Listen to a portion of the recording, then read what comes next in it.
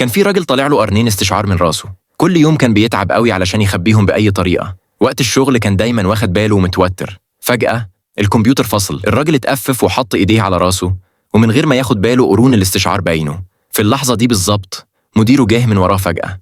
الراجل اتخض جدا، ايديه اتحولت لأطراف شبه الحشرات. حاول يبتسم ويبان طبيعي، بس المدير ما كانش هممه غير يعرف هو هيخلص الشغل ولا لأ. الراجل جري بسرعة على الحمام، بالعافية قدر يدخل قرون الاستشعار جوه تاني، بس فجأة أجنحة طلعت من ظهره.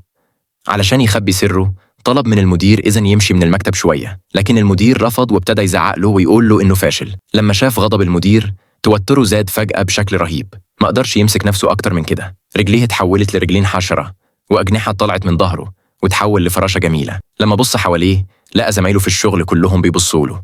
كان عايز يهرب من المكان ده بأي طريقة، كسر الشباك وطار في السماء وهو باصص للسماء الساحرة. كل توتره اختفى في لحظة، فضل يطير لقدام من غير ما يقف. فجأة وقع على العشب، ومع كده كان لسه بيبتسم عشان مش مضطر يشتغل تاني. لما فتح عينيه شاف فراشات كتير زيه طايرة بحرية في الهواء. ساعتها فهم إنه مش لوحده خلاص،